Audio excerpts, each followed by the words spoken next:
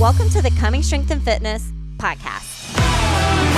I'm Jill, coach and owner of CSNF. My team and I are here to help you take charge of your fitness and nutrition. In each episode, we'll provide you our best so that you can take your health to the next level. I hope you enjoyed today's episode with our host and coach, Alex Cottingham. Well, thanks for tuning back in to the Coming Strength and Fitness podcast. Super excited you're joining us. I'm your host, Coach Alex. We're joined by the one and only Jill. She's always with me. Jill, give us one word of the day today. How are you feeling? I'm feeling excited. Excited. We're also joined by Hunter. Is it your better half, Jill, your equal half, your lower half, or is he just a half? It's day to day, but for the most part, I'm married up. Hunter, how are you doing? Doing good, man. Excited to be here. And we have a new guest on the podcast. Really excited. I think, Jill, that's why you use the word excited.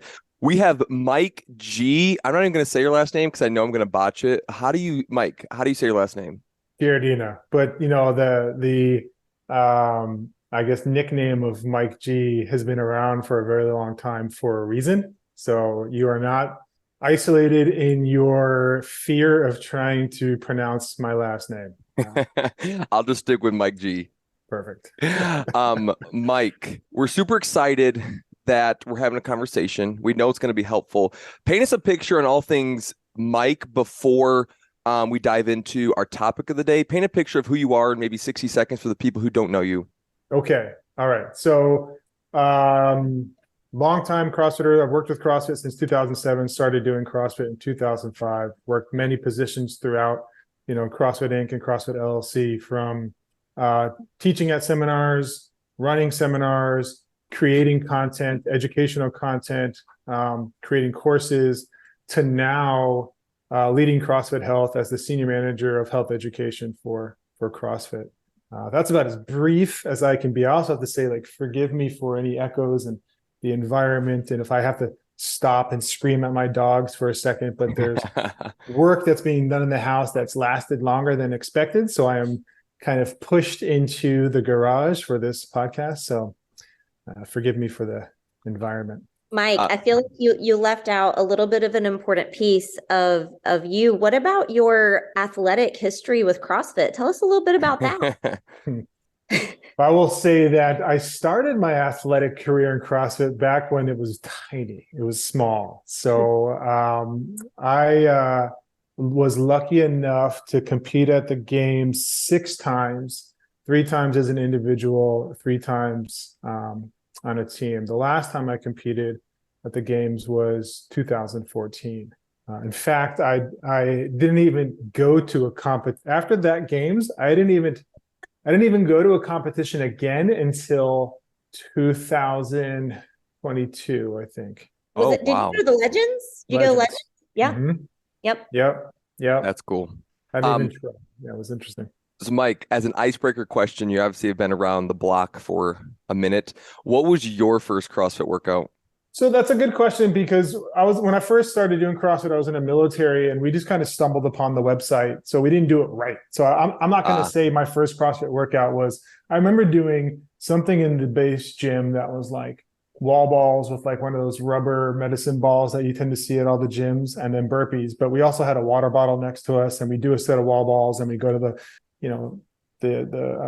water fountain and fill up our bottles, and we kind of treated it like a kind of old school bodybuilding workout, but with Sure. CrossFit movements. So what ended up happening is a good buddy of mine, Jonathan Cave, when I was living in Arizona, I just got out of the Navy, and he said, "Hey man," he knew I was moving back to Atlanta, and he's like, "You have to come check out this gym. It's a CrossFit gym."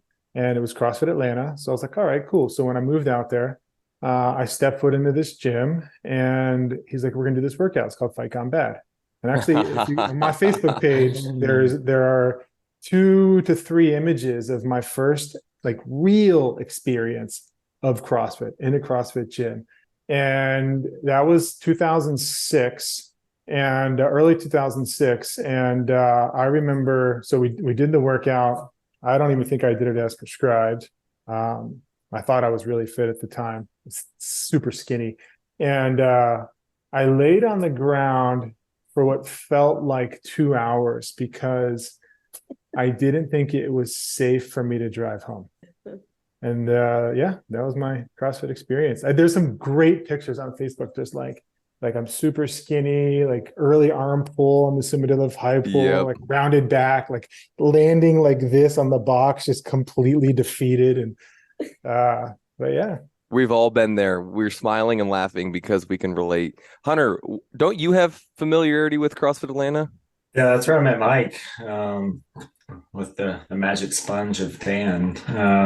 But yeah, that was my brother was kind of like one of the early guys that was there kind of coaching and figuring out like, what do we do? What is this thing? And how do we like actually teach other people outside of, back in the day, we were like YouTubing stuff and showing up and practicing it together. But yeah, so that was kind of how I met Mike, but also got introduced to CrossFit. I think it was like 2006, late 2005 when I showed up at CrossFit Atlanta, because Kenzie was born, our daughter was born there. We're not there, but while I was there. Wow, she's a little CrossFit baby.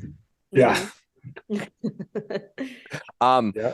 So I want to paint the picture one more time, Mike, and then we're going to dive in. So for the people who are new to Mike and want to know a little bit more, what do you do on a day-to-day basis in CrossFit Health with what you do now? You kind of gave us a brief overview, but what does your day-to-day job look like, and what are you responsible for? What problem are you solving? What battle are you fighting?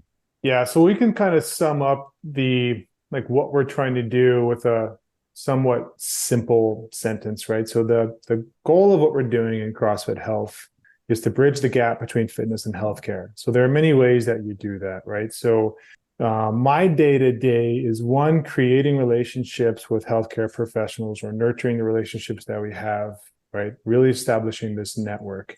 The other part of that is education. So it's taking the CrossFit kernel, our methodology, and using that to educate healthcare professionals on the efficacy of lifestyle interventions for actually improving or creating health. The other part of that is we do have some doctors and healthcare professionals that have been in the CrossFit community for a long time. So it's really leveraging their experience and then bringing that into the community to educate coaches and affiliate owners.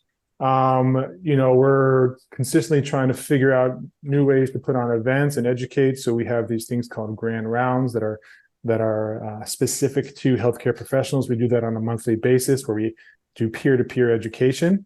We're doing webinars. We were doing webinars monthly, and we're doing them quarterly now. And we're being a little bit more strategic with really impactful messaging behind those webinars.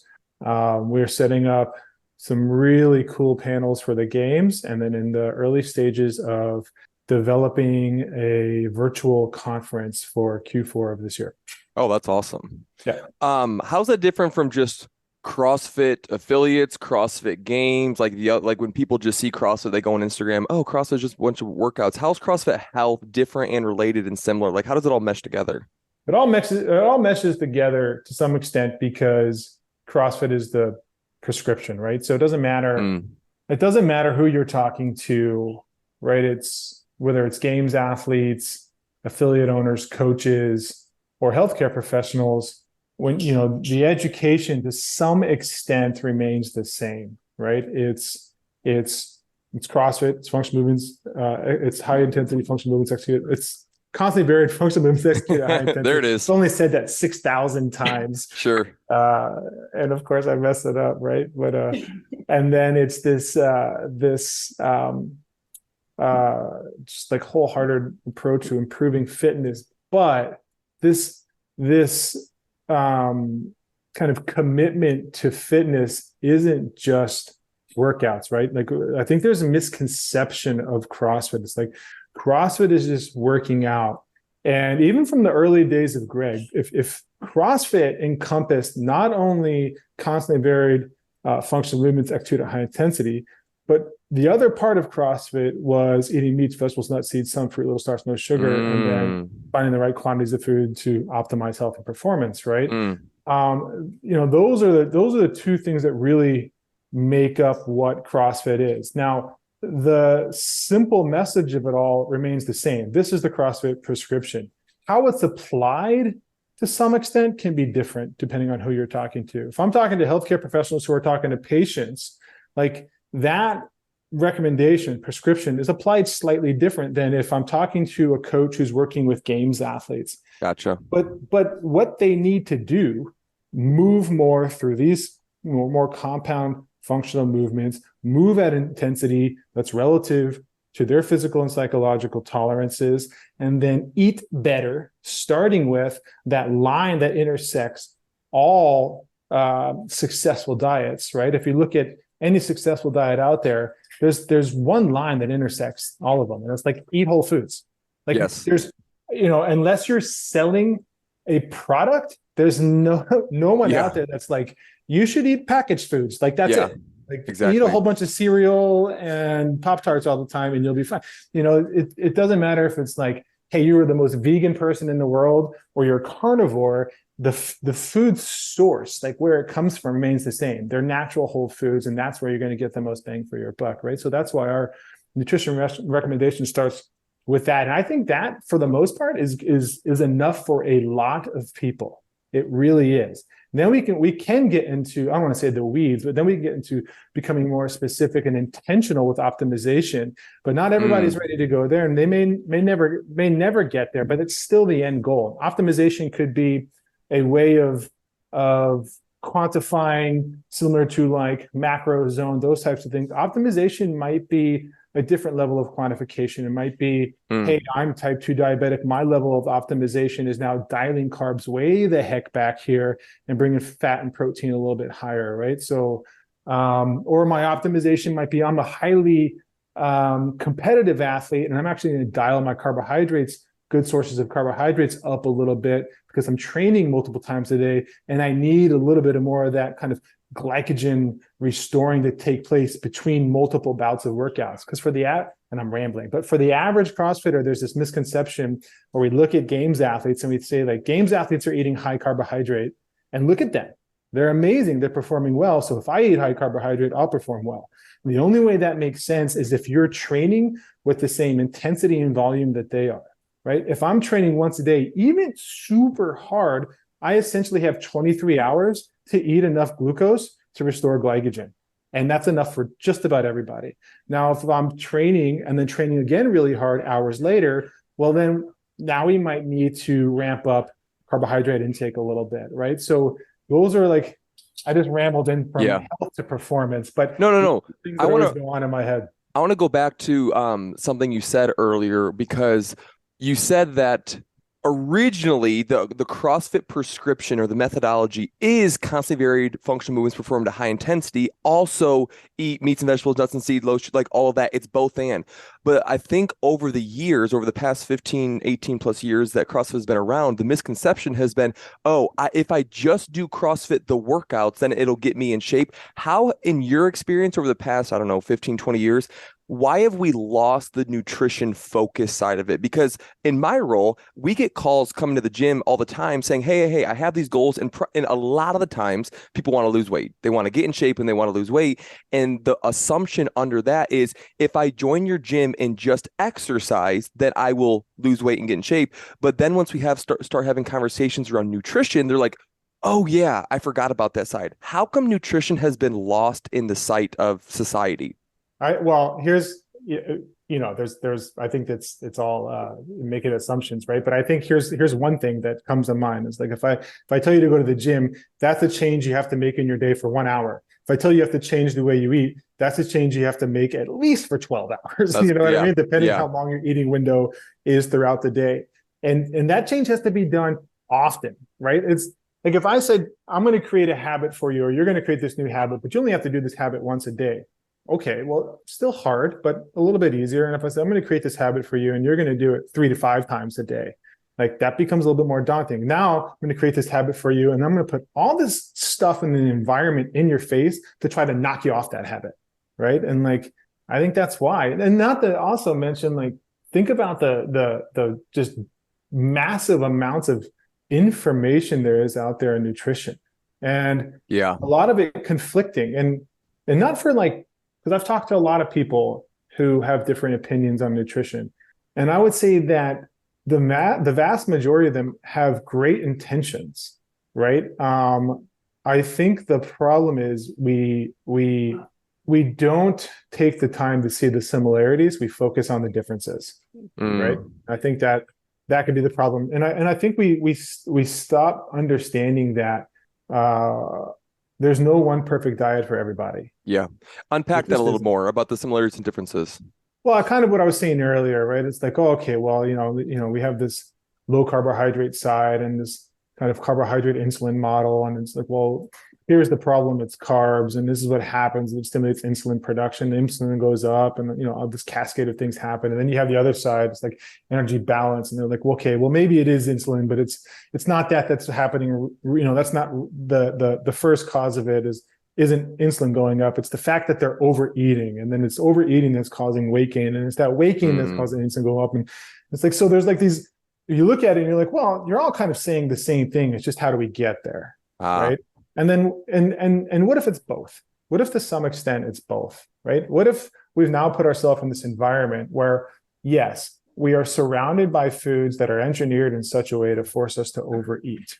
It's very hard not to. When you have the kind of flavor combinations, the crunchiness, salt, sweet, tangy, spicy, all that stuff put into one product, like forcing you to not be able to put it down. Well, okay, well then now you're overeating. And when that overeating is causing this massive amount of caloric consumption that take place that maybe drives up, there's these things where it's like, well, maybe it's both. Yeah. And does it matter? Like if we're both saying that the problem here is highly processed foods and overeating, like, can we just create some level of basic recommendations that helps people there, right? That we have, instead of putting out a whole bunch of conflicting information and confusing everybody. So, I mean, I think that plays a part as well.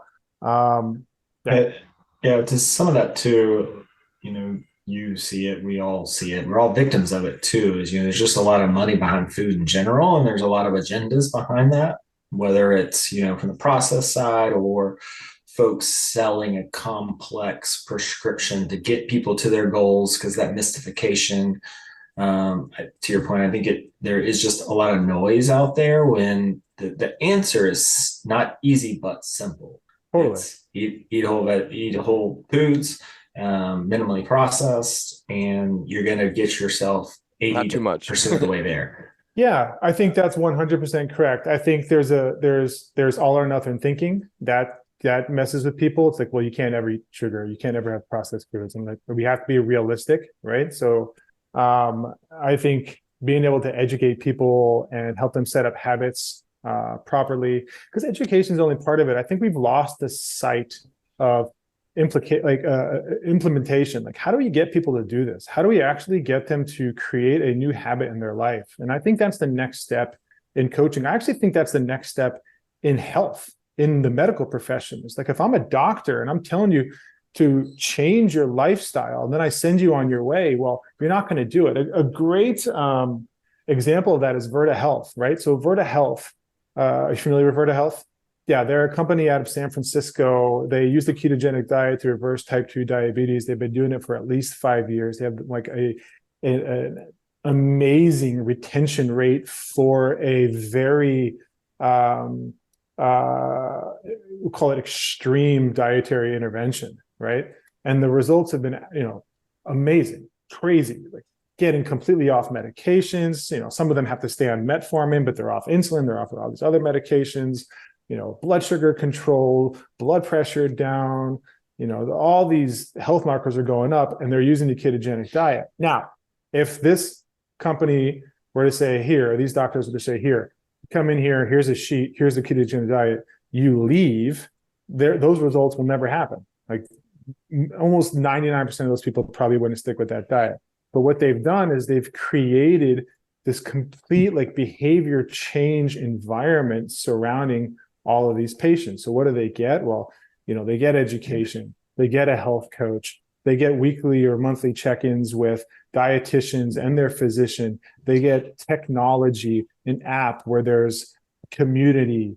They get this complete kind of robust behavior change environment that allows them to stick with something that is as extreme as the ketogenic diet. So I think that's the kind of things that we need to do in the medical arena as well. It's like, hey, you need to eat better and move more. Okay, well, how do I do that?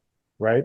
And it's becoming more educated on setting habits, learning how to set habits, but it's also creating teams. And that's the other part of what we're doing is how do we link up coaches and affiliates that know how to do this with doctors who have patients that might be on medication where they're prescribing them medications and they're doing like the stuff that doctors need to be doing. They're treating sickness, but how do they get them in the right hands to start to build up health at the same time?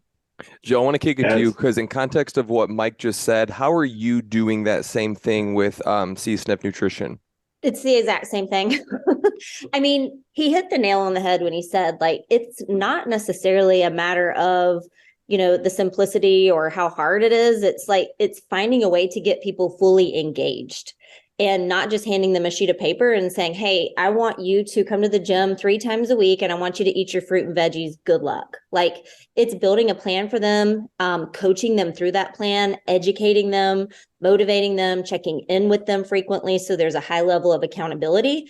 And that's what we have found success with every person that's been doing our nutrition program. It's just a matter of helping them along with the prescription that you give them for exercise and nutrition. It's being there alongside them the whole way. Yeah. 100%. It's like old school thoughts around self-efficacy. It's building up self-efficacy and it's figuring out how, and that accountability piece is a huge part of that. And, Yeah, for sure. Hunter, do you have something to say? I think I cut you off earlier.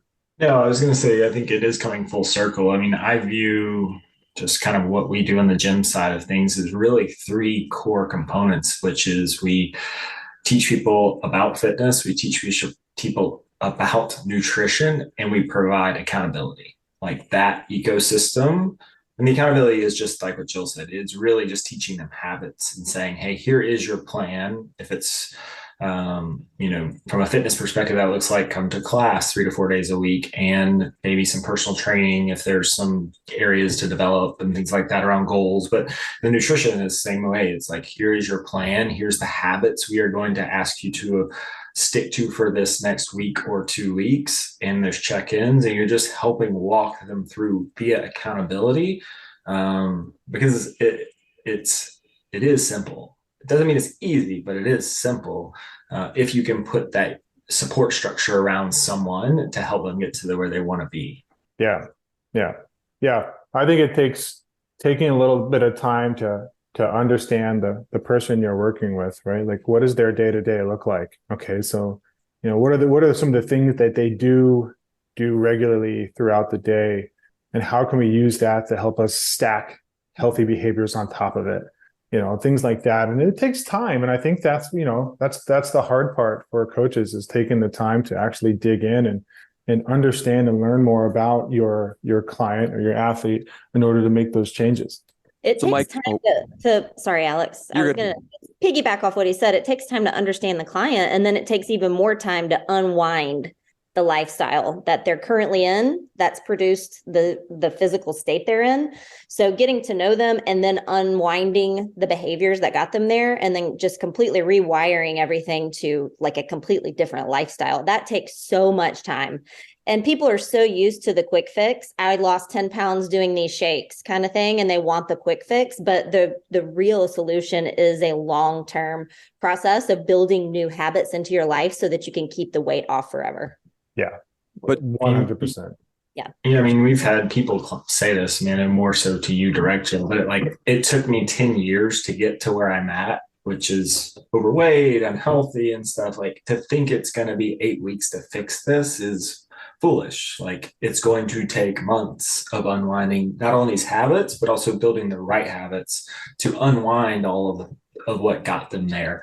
So yeah, that is also like, there's a huge element of psychology involved in some of this coaching too, because you really are, to your point, Mike, you're understanding who they are as a human, what motivates them, what makes them tick. How do you incentivize? Some people like the carrot, some people really respond well to the stick and things like that. So there really is a nuanced skill set involved in coaching people through these types of things. Any diet works if you reduce calories. basically. But even if that's grapefruit or popcorn or Twix candy bars, if you eat less than you expend, you're going to lose weight. So that's just like palate desensitizing your palate, right? Like those you could eat. If you made a diet that's consisting of one thing, it doesn't matter what it is and how much you enjoy it at first, eventually you're just not going to eat as much food. Like, remember the old potato diet? It's like, you can eat as many potatoes as you want. And it's like, and it works. Like, you will lose weight, but you will, like, it's terrible because you're going to stop eating it. Exactly. You're completely, have palate fatigue and you're like, I don't want to eat another potato. I don't care. Yeah. Joe did that cabbage soup diet. About killed me. The house smells so bad. It was terrible. I'm not going to work. Oh yeah, I've tried a lot of things too. I always like to explore it and see how it works. That's funny. Okay, so I'm going to take a right turn here in this conversation, and Mike, you're a smart fellow, so I want you to unpack a common dynamic that we see a lot in a typical CrossFit affiliate, and I guess the most simplest way I can put it is like the old adage of, can you outwork a bad diet? Meaning someone comes to the gym 5 to 6 times a week. They got the bug, they're drinking the juice, they're doing CrossFit. But like you said, the other 12 hours of the window, they are eating highly processed foods. They're not really moving. They're very sedentary. They're maybe drinking a lot, maybe under drinking water. What is going on from like a scientific, physiological, biological level when, like you said, as far as glucose, insulin, all that stuff, why is the adage of you can't outwork a bad diet true? Like, talk to us about what's going on and why that might not be optimal. There are a couple of things there. One of the main things it comes down to is like just caloric load, right? I mean, if you're working out an hour a day, even an hour at pretty high intensity, I mean, there's only, and I could estimate, but there's only so many calories you're going to burn from that. And most times, if you're even on like a machine or something, it's highly overestimated. So it's never really as much as you actually think, even what your watch or whatever is telling you. And then you're spending the rest of the day sitting around or eating processed foods that's setting you up for overeating. Well, there's just, you're consistently eating more than expending, and I know that's in CrossFit, that can be this idea of calories in, calories out is not always the most loved concept, but the reality of it is that it always comes down to calories in versus calories out. How you get there can change, right? So I think that's part one. The other part of that is like, if you're not changing the foods that you eat, it doesn't matter which theory you're looking at, right? Like if you're not changing the foods you eat, once again, like you're working out in this 1 hour period, and then the rest of the time you're eating something that's a highly processed food that has the potential to increase insulin, right? That prevents you from further using your own fat as energy, right? So you're just storing more fat, or what they would consider like, what they call it, internal starving, those types of things, where it seems like you're starving, so you just keep pulling more energy in. But for me, like, I really do think it comes down to the thing is, like, it all comes down to some extent, energy balance, right? If you are working out once a day and eating terribly, like, you're just not going to be able to put yourself in enough of a deficit to lean out, to kind of improve health. And I think, now, it always depends on goals, but I think even for somebody who's like not looking to lean out and they're looking to gain weight, so they're in a kind of a caloric surplus, and in that scenario, I do think that it's more of overeating quality foods in order to get the right amount of hypertrophy and recovery, versus overeating the wrong foods that are just going to put on a lot more body fat versus muscle. There's so many cool theories with this stuff too. One of the theories that always comes to mind when I start thinking about things like this and overeating and not out training or out training, you can't out train a bad diet, is like this idea of the protein leverage theory. Have you ever heard of that theory? I have not. Yeah, but we want to hear. So I believe it was first discovered while studying crickets, I believe. And what they started to realize is that crickets will continuously eat until they get the right amount of protein. Hmm. So they were like, well, this is super interesting. Let's start looking at other animals in the animal kingdom. And didn't matter what animal they looked at, the animal will, if you put them in a highly processed environment, they will keep eating until they hit a certain amount of protein. So as you start to kind of, apply this out and you start looking at humans, you can see how, well, if you're eating a terrible diet that's low in protein, but then you're training and you need more protein, well, what's going to end up happening is you're going to continuously eat these overly processed foods until you eat this level of protein. But by finally hitting that level of protein that's necessary for protein synthesis and recovery, you also have all this crap on the back end that came with it. When you start eating foods that are more higher in quality, there's typically a higher protein content with them. You're eating, good sources of meats. And this dog, I'm sorry. We can't hear him. Nuts. He's good. He's fine. No, he's eating the garage sensor. So I'll be paying for that one soon. Hey, he's an mine's eating my teenage daughter's shoe right now. So that's good. It's always good to be on these calls and you're watching it go down. You're like, please just stop so I don't have to say anything. You're about to get electrocuted, so I have to stop this now.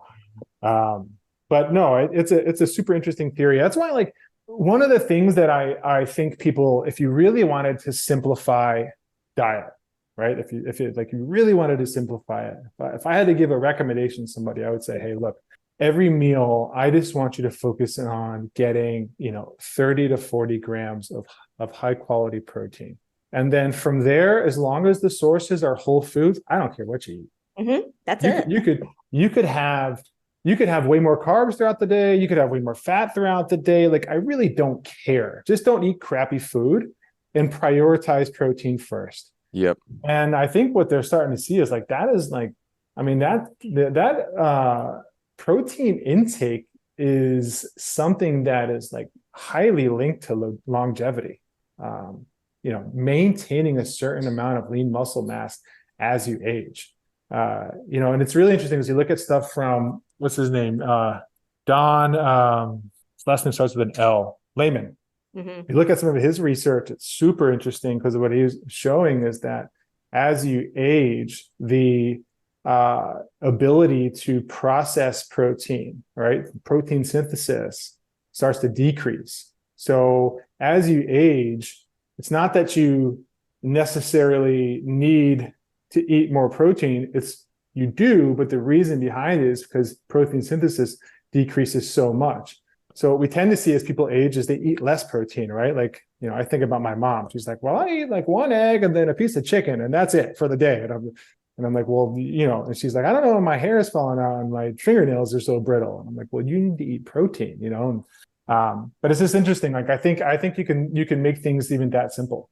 I have a couple of things, Mike. One is what I think I heard you say was crickets are full of protein and we can eat them for extra protein.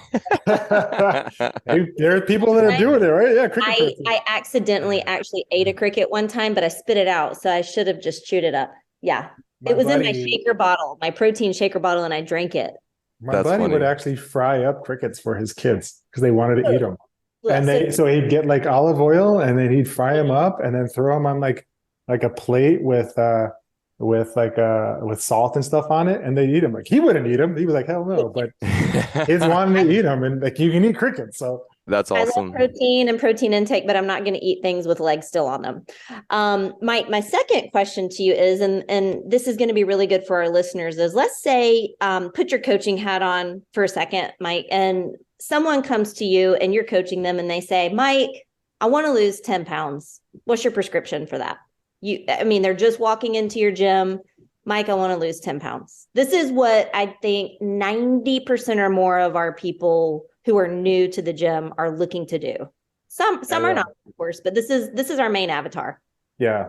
No, that's tough. I mean, somebody wants to lose 10 pounds. Well, I think as a coach, it's really important to start understanding like intention, right? Like, so, okay, you want to lose 10 pounds. Like, why do you want to lose 10 pounds? And I think there's a lot you can learn from just that question alone, right? So, because maybe it's not 10 pounds, maybe it's maybe it's 5 pounds, but increasing muscle as well, right? Like, so, you just don't know. Like, you really need to, now if it's like, I need to lose 10 pounds because my doctor said so, because this and that and that and this and this, all these health conditions. Well, okay, well, we can work with that as well. But we need to understand the whys first. I think before you start doing it, anybody, like, let's take a look at like, what are their behaviors prior to coming into the gym becomes a really big thing to understand as you move forward. I think for anything too, when we're setting up something like this, it's becoming a coach, or it's being the coach, understanding what the end goal is, but creating a process and then holding the athlete accountable for the process, not the end goal, because the process is what's important. So what I mean by that is, like, what are we doing on a day-to-day, week-to-week, month-to-month basis that I can hold you accountable for, right? And I think, like, you have to be realistic with the timeline always with your athletes. It doesn't matter what they want. Like, you can't let them dictate timelines, right? I want to lose 10 pounds this month. No. You know what I mean? Like, no, I agree. No.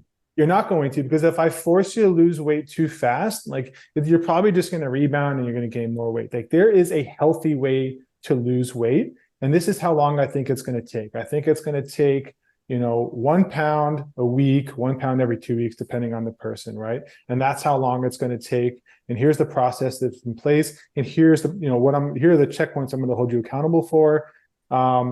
And I think it's even like, once again, I'm kind of rambling with things, but you even have to create the right ways for them to check progress, right? How are we going to check progress, right? Are we going to do body composition? Are we going to do circumference measurements? Or are you going to do just a scale? Because you said 10 pounds. And if we're doing just a scale, well, we can't just weigh once a week, because there are too many fluctuations with something as simple as even just water to weigh once a week and really look at progress, right? So if we're going to use the scale, well, then I want you to weigh every day.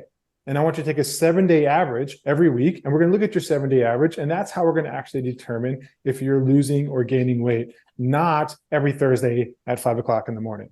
Because depending on when you ate the night before, if you're a woman, what part of the month that you're in, all these different things are going to play a role in what your weight is that day, but we'll have a better understanding of total weight over the week. So there's like, it's funny because like there's like, if you're really coaching somebody through these goals, like there is a lot of work and accountability that takes place, and it's the responsibility of the coach, right? Like you really have to coach them through it properly. It's not an easy thing to do.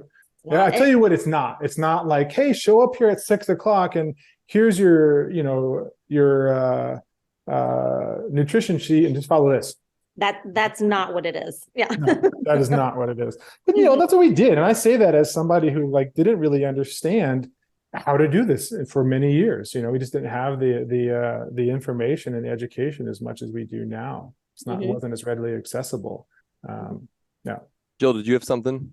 No, I mean, I completely agree with Mike. Like, it's very hard to give a cookie cutter response to losing 10 pounds, because you really do have to get to know the person, their why they want to lose 10 pounds. Is it to look a certain way in the mirror, or to fit in a certain size clothes, or to lose 10 pounds to, because the doctor said.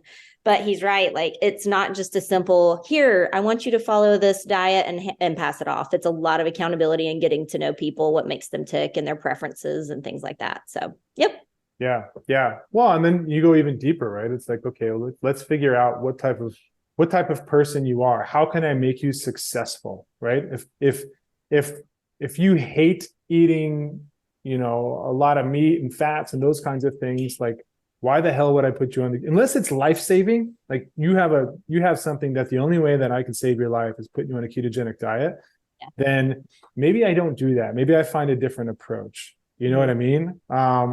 If you're somebody that gets severely bloated and gets stomach aches from eating a lot of vegetables, well, then I need to, there's a lot of exploration that needs to take place before you find like the right diet for them to follow, that they can follow for a long period of time.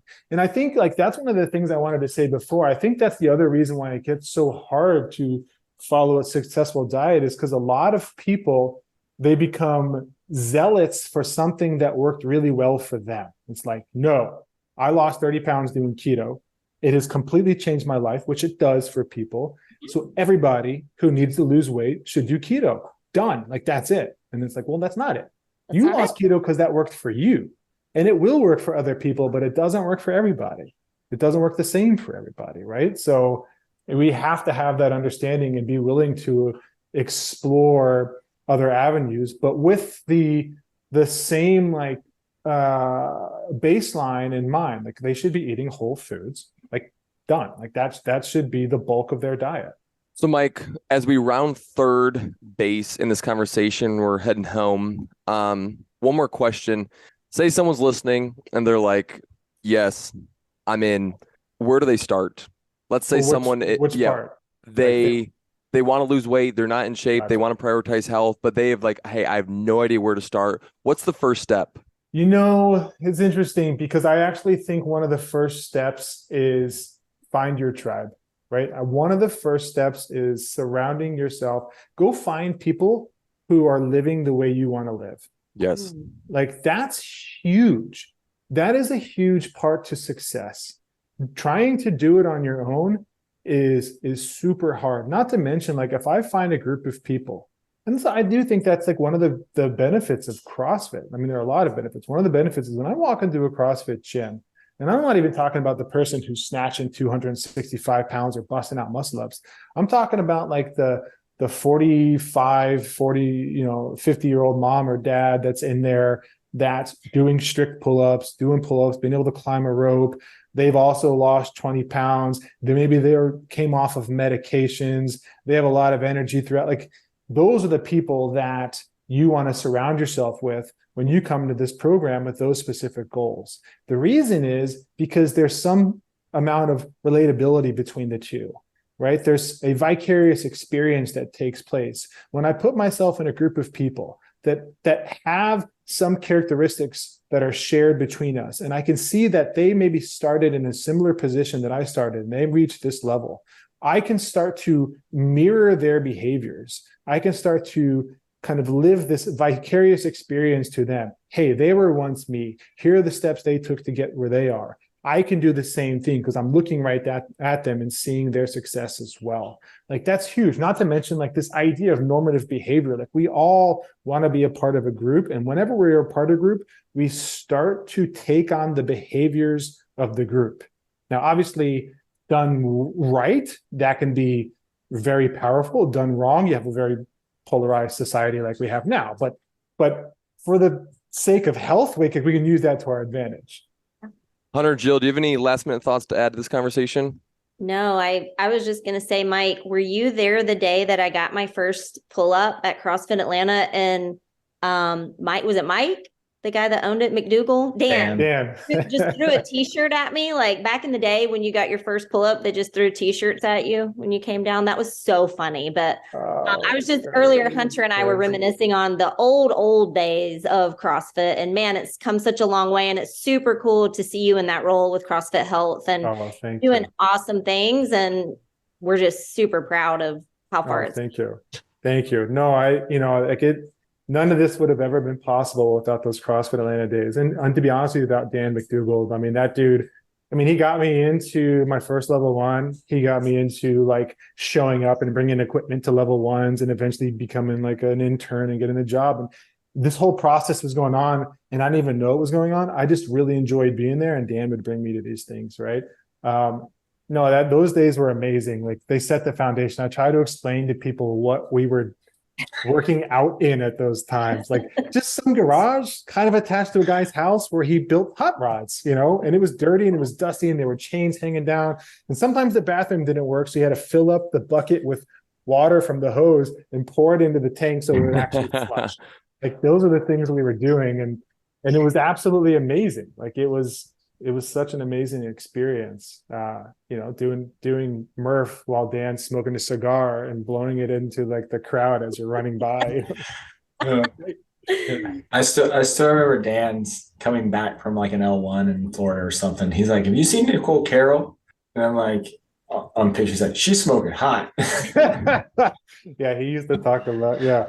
Yes. Dan was a I'm like, character, Dan, man. I think I you know. just opened a gym so you can watch girls work out in here and smoke your cigars. But Well, I do think that was maybe a little bit of the setup for sure. Man, that guy was a character, man. I Dan cracked me up, dude. he's a trip. Yeah, I attribute a ton to him as well. I met Greg there. We talked about diet. Actually, we talked about zone and diet because I was dealing with some Crohn's stuff, and he was super helpful. That's right. I remember that. Yeah. So I credit a ton to Dan of getting us obviously started and whatnot as well. But tons of good memories in that rickety old hole of a wall. Oh, so good. So many good memories. I miss it. I'm trying to get back to Atlanta this summer. So if I do, I'll let you all know. Yeah, definitely, man. Love to catch up. Even, obviously welcome to come and see the gym, but more than else, we can grab a drink or bite to eat or something. Yeah, absolutely. That'd be amazing. Dan, if you're listening to this podcast, you're a legend. I don't know you, but if you're listening, you're a legend. He is a legend. That dude is a legend. And when I first met him, like he was in his 60s and he was knocking out muscle ups and snatches and stuff. Like that dude is no joke. Rheumatoid arthritis and all, just crushing it. I love that guy. If I'm capping this conversation, I'm kind of piggybacking off what you said, Mike, is we often neglect the power of an invitation. Like I asked, where do we start? I mean, I guarantee all four of us, we pretty much just can go back to when we started CrossFit, not just our first CrossFit workout, but the person who invited us or the person that took us under our wing or showed us or really helped us experience this new way of life. My guy's name is Mike. He said, hey, I think you should come with me to try this CrossFit thing. That was back in 2013. And I still remember it. And I still talk to him. And the power of an invitation can truly change your life. So if someone is listening and they don't know where to start, or they know someone, like find your tribe, respond to that invitation, just take that first step, because we're all here easily 10 plus years, each of us, that our lives are completely changed for the better because of it. So Mike, I appreciate your insight, your experience, your time. Thank you so much. Hunter and Jill, thank you. We will see you all on another episode of our podcast. See ya. Thank you so much for having me. This has been incredible. Yeah, thanks, thank you so much. Thank you for joining us today, friends. I hope today's conversation helped you gain a greater understanding of the mission at CSNF to change lives through fitness and nutrition. Check us out on social media or reach out at comingstrengthandfitness.com. We would love to help you take your health to the next level. We'll see you next time.